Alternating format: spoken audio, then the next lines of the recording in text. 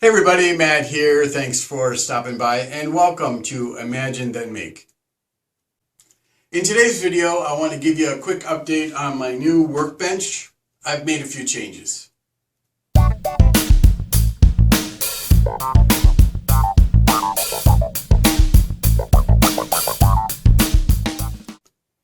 So here's a shot of what I would call the front of the new workbench. I call it the front because we're facing the vise.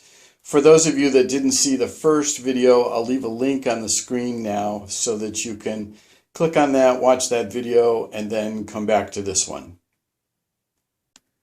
So I thought I'd show you the changes I made to the bench by giving you a fresh walk-around tour. So just like last time, we'll start at the front, call it the front because we're facing the vise. And as I walk around the left-hand side of the bench, I wanted to call your attention to this area right here. On the first video, you may have noticed that the top section was not very flush with the front section. It's much nicer now. So how I accomplished that was I removed the vise from the bench. You just simply pull up on the levers for the fittings and slide the pipes out, and that pulls the whole front of the vise away from the bench and actually removes it from the bench. And then at that point I can turn the frame of the bench on its side and use a block plane to plane away the excess material until I get it, well, we'll call it more flush with the other sections that it joins with. So I think it's much better now than it was before. It's still not perfect, but it's better. Continuing around the left-hand side, another change that I made was I chose to remove one of the lag bolts. In the original video, I showed 3 lag bolts, one there, one in the middle, and one on the bottom.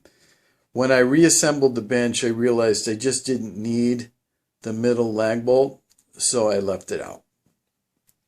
Now, another really big change that I made was I decided to bolt down these 2x6 stretchers that the concrete blocks rest on. Now for bolts, I'm using 2.5-inch long, 3/8 diameter lag bolts. And I decided to bolt these stretchers down because I wanted to try and give the whole frame of the bench more rigidity. And in fact, I think it actually does do that. Now, an interesting little footnote that you might want to keep in mind if you use a lot of reclaimed lumber. These 2x6s are indeed reclaimed lumber, and as a consequence, they're very cupped and they're very twisted. So what I chose to do is spend a fair amount of time on the underside of each board and planed it with a manual block plane to make it, I'll call it, reasonably flat.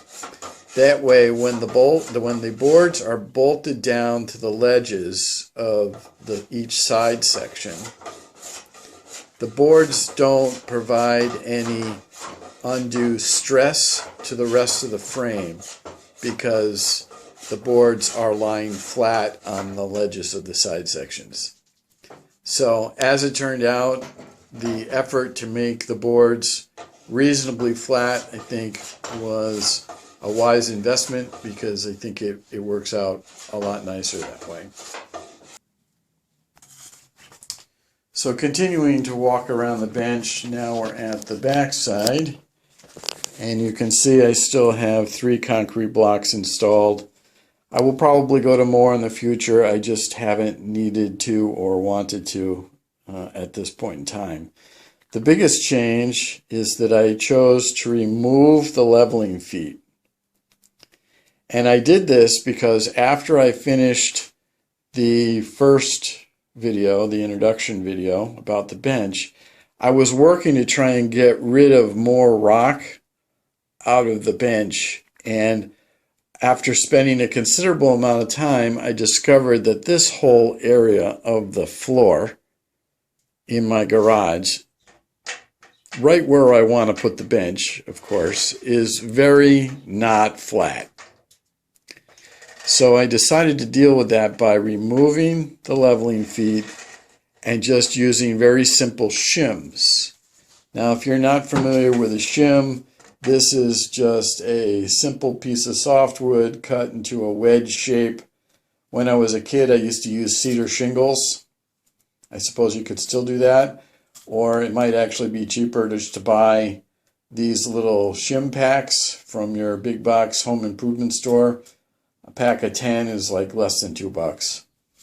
So I just decided to use these shims to work at getting out more of the rock in the bench. And in fact, I think I'm very satisfied with how that turned out. On this side, I've got 3 shims. On this side, I've got 2. And on the front side, I've got 4. So what I did was, after I reassembled the bench, got the stretchers bolted down nice and tight, reinstalled the concrete blocks, I just walked around with a pack of these shims, and wherever one would slide in underneath the frame, I just slid it in there and left it. And as a result, I think the bench is a lot more stable now than it was before. What I will try to do is do some more testing of the bench in the same way you've seen me do before. Do some cross-cutting and rip cutting with a pole saw, some planing with a block plane, and then using a hacksaw to cut a piece of steel. And that way you'll be able to see how much the bench moves around after making these changes.